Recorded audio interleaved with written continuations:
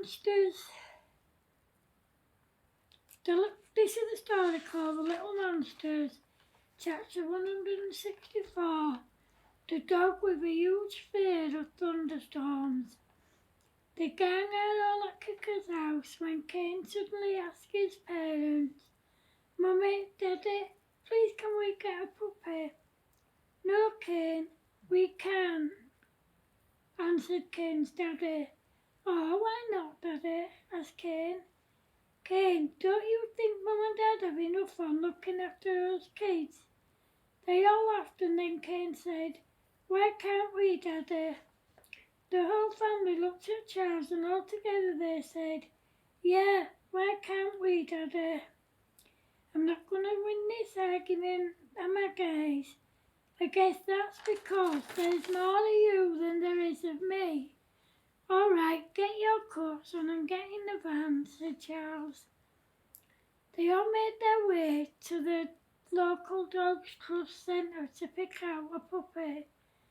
When they got there, they looked around and they couldn't decide which one to get. Then Kane spotted two 8-week-old puppies and he said to his daddy, "Daddy, can we have these two, please?" "Let's see what the rest of the family thinks first," answered Charles. The rest of the family looked at the puppies and they instantly fell in love with them. It turned out that the puppies were separated from their mum at just 3 weeks old, after their previous owner beat her to death and then tried to drown them. They'd been hand-raised and fostered by staff at the centre for the past 5 weeks. The family chose to take them home, but in the kennel next door there was an older dog aged 3, and she'd been abused and abandoned. They chose to take her home too. The staff filled out the appropriate paperwork and the family took them home. The staff called the older dog Daisy, but the pups were called Pepper and Susie. Daisy was scared of her own shadow and everything and everyone. She'd cower when anyone went near her, but after a few days she slowly started to trust the family and to come out of her shell. She was very sweet and loving and she adored Pepper and Susie, and they adored her. Every night the whole family would leave their bedroom doors open. Of course they had to move everything that the puppies could chew, so they wouldn't come to any harm. Daisy seemed to take a shine to Ellie and she wouldn't leave her side. Pepper was Kane's, Kicker's and Elsie's favourite, and Susie was Harrison's and Freddie's favourite.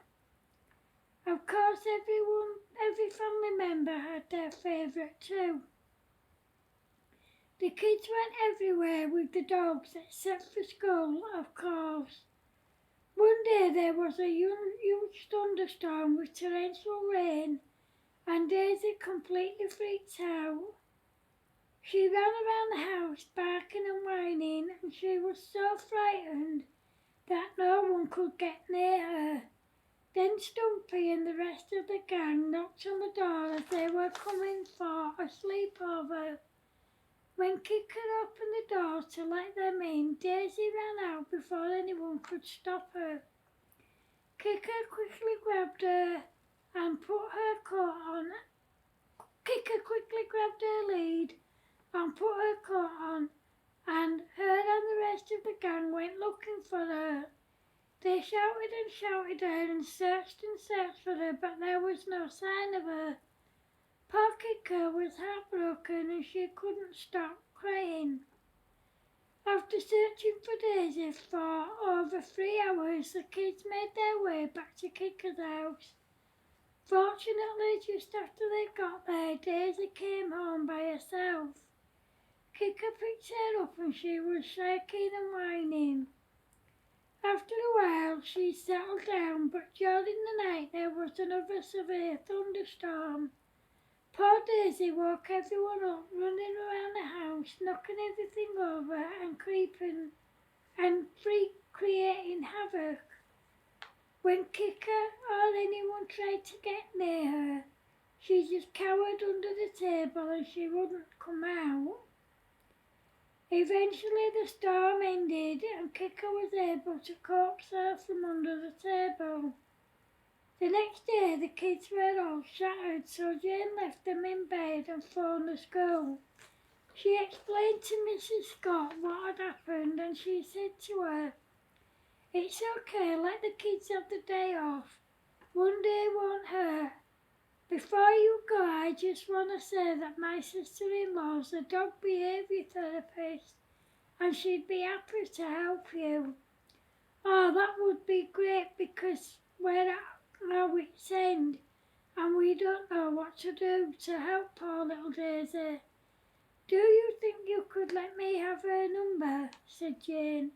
"Yeah, of course," said Mrs. Scott. "Oh, thank you so much," said Jane. Mrs. Scott gave Jane her sister-in-law's number and then they said goodbye and put the phone down. That day Jane phoned Mrs. Scott's sister-in-law and she came over to meet Daisy and the family, of course. She said to Jane and Charles, "I'm afraid Daisy has a pathological fear of thunderstorms.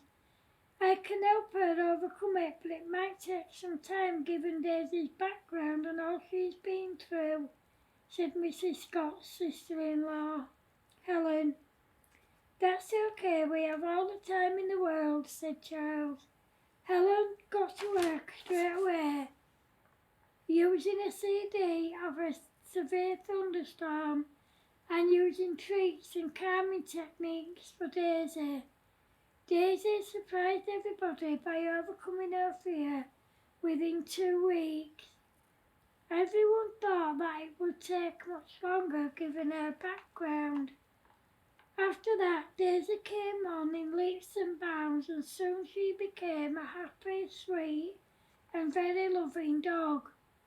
The puppies were just normal, playful and happy puppies and they had everyone in stitches with the mischief they got up to. The end. Thanks for watching, guys. Hope you like it. Remember, if you're watching on YouTube, please feel free to like, share, comment and subscribe.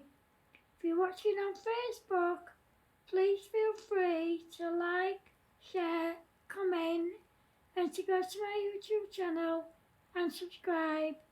Thanks for watching, guys.